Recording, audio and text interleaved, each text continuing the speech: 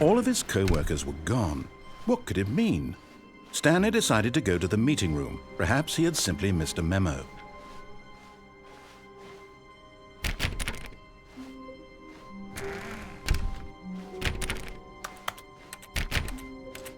When Stanley came to a set of 2 open doors, he entered the door on his left. This was not the correct way to the meeting room, and Stanley knew it perfectly well. Perhaps he wanted to stop by the employee lounge first, just to admire it.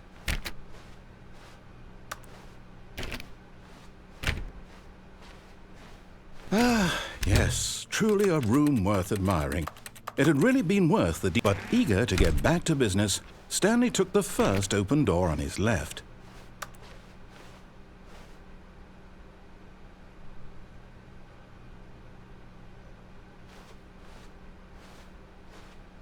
Stanley was so bad at following directions, it's incredible he wasn't fired years ago.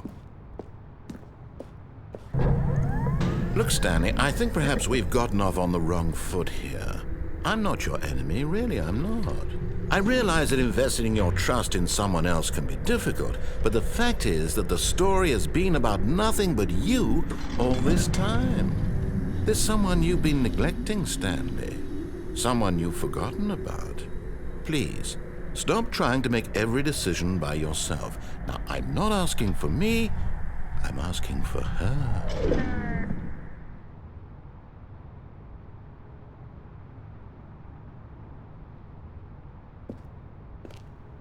This is it, Stanley. Your chance to redeem yourself, to put your work aside, to let her back into your life. She's been waiting.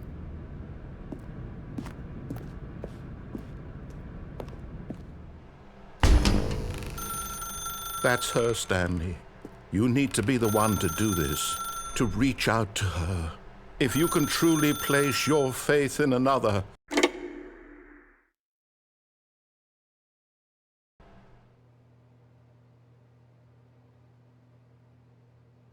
Stanley, is that you? Hold on, sweetie. Sorry to keep you waiting. I'm just pulling the bread out of the oven. All right. Okay, there we go. All right, now, I want you to come in and tell me all about your day. Gotcha! Oh, come on. Did you actually think you had a loving wife who'd want to commit their life to you? I'm trying to make a point here, Stanley. I'm trying to get you to see something. Come inside. Let me show you what's really going on here.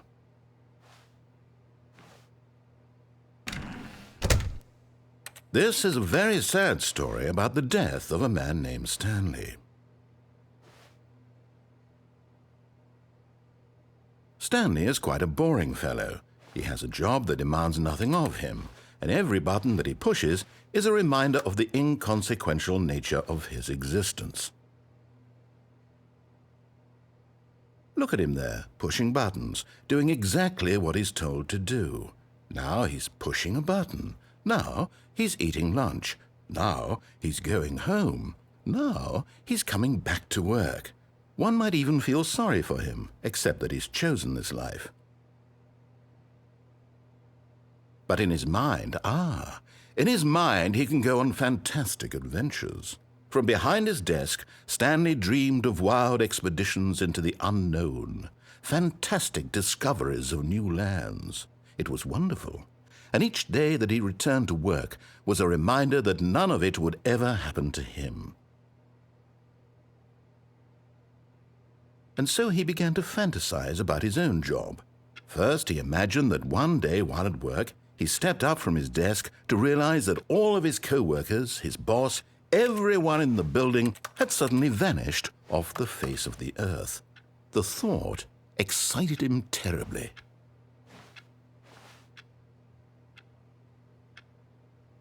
So he went further. He imagined that he came to 2 open doors and that he could go through either. At last, choice. It barely even mattered what lay behind each door. The mere thought that his decisions would mean something was almost too wonderful to behold. As he wandered through this fantasy world, he began to fill it with many possible paths and destinations. Down one path lay an enormous round room with monitors and mind controls. And down another was a yellow line that weaved in many directions. And down another was a game with a baby. And he called it the Stanley Parable.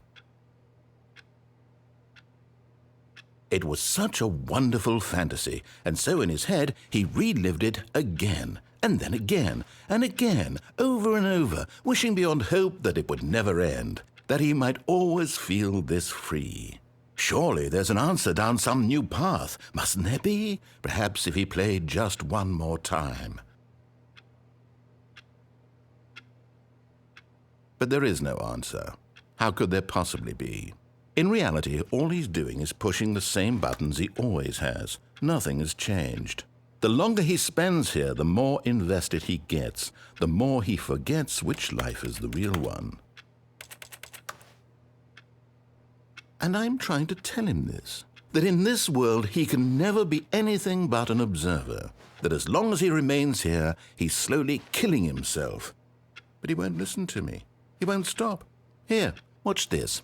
Stanley, the next time the screen asks you to push a button, do not do it.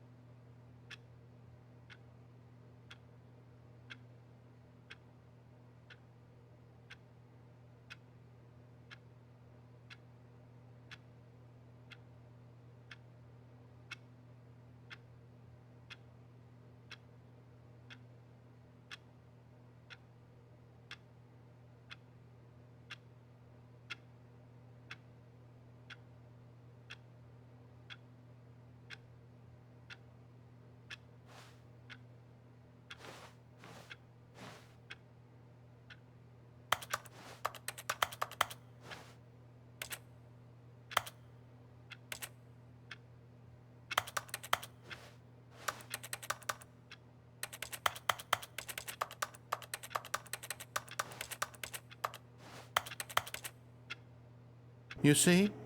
Can he just not hear me? How can I tell him in a way that he'll understand that every second he remains here, he's electing to kill himself? How can I get him to see what I see? How can I make him look at himself?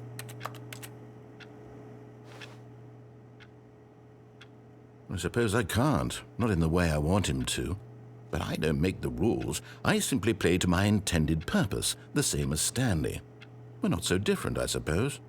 I'll try once more to convey all this to him. I'm compelled to. I must. Perhaps, well, maybe this time he'll see. Maybe this time. And I tried again, and Stanley pushed a button. And I tried again, and Stanley pushed a button. And I tried.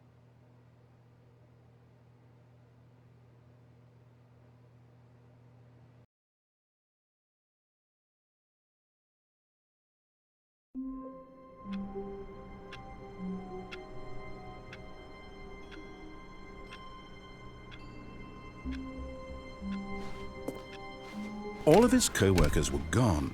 What could it mean? Stanley decided to go to the meeting room. Perhaps he had simply missed a memo.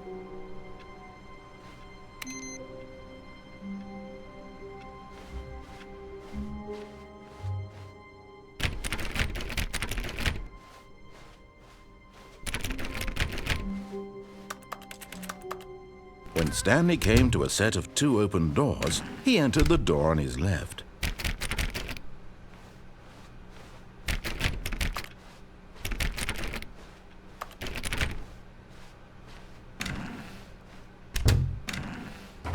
Yet there was not a single person here either.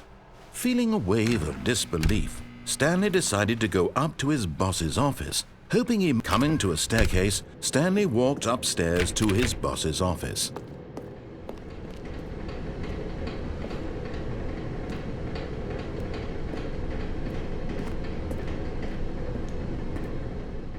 But Stanley just couldn't do it.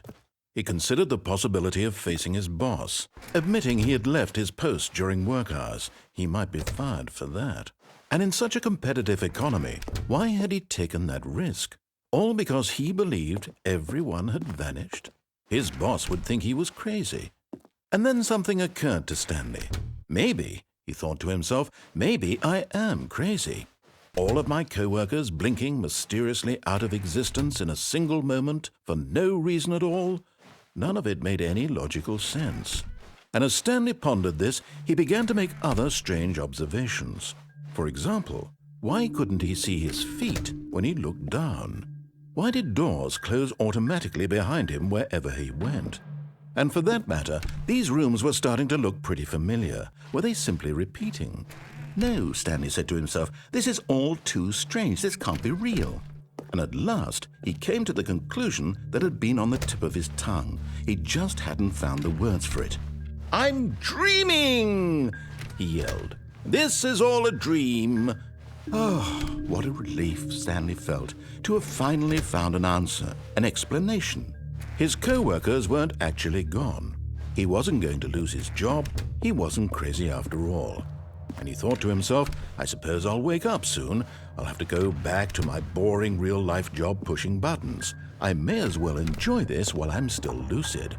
So he imagined himself flying and began to gently float above the ground.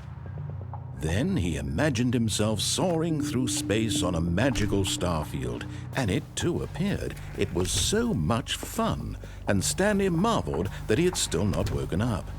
How was he remaining so lucid? And then perhaps the strangest question of them all entered Stanley's head. One he was amazed he hadn't asked himself sooner. Why is there a voice in my head dictating everything that I'm doing and thinking? Now the voice was describing itself being considered by Stanley, who found it particularly strange.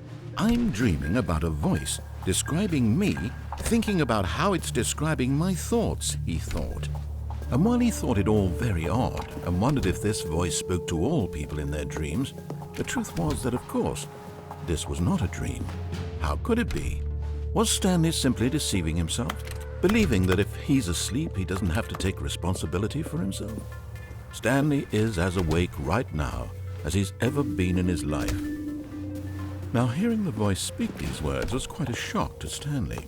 After all, he knew for certain, beyond a doubt, that this was in fact a dream. Did the voice not see him float and make the magical stars just a moment ago? How else would the voice explain all that? This voice was a part of himself too. Surely, if he could just... He would prove it. He would prove that he was in control, that this was a dream. So he closed his eyes gently, and he invited himself to wake up. He felt the cool weight of the blanket on his skin, the press of the mattress on his back, the fresh air of a world outside this one. Let me wake up, he thought to himself. I'm through with this dream. I wish it to be over. Let me go back to my job. Let me continue pushing the buttons. Please, it's all I want. I want my apartment and my wife and my job. All I want is my life exactly the way it's always been. My life is normal. I am normal. Everything will be fine. I am okay.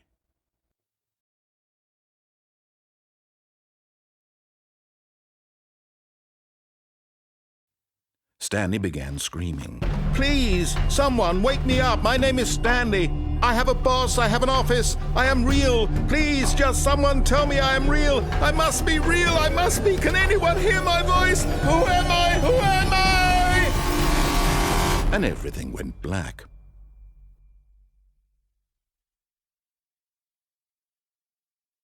This is the story of a woman named Mariella. Mariella woke up on a day like any other. She arose, got dressed, gathered her belongings, and walked to her place of work. But on this particular day, her walk was interrupted by the body of a man who had stumbled through town talking and screaming to himself, and then collapsed dead on the sidewalk. And although she would soon turn to go call for an ambulance, For just a few brief moments, she considered the strange man. He was obviously crazy. This much she knew. Everyone knows what crazy people look like. And in that moment, she thought to herself how lucky she was to be normal. I am sane. I am in control of my mind. I know what is real and what isn't. It was comforting to think this, and in a certain way, seeing this man made her feel better. But then she remembered the meeting she had scheduled for that day, the very important people whose impressions of her would affect her career, and by extension, the rest of her life. She had no time for this, so it was only a moment that she stood there, staring down at the body. And then she turned and ran.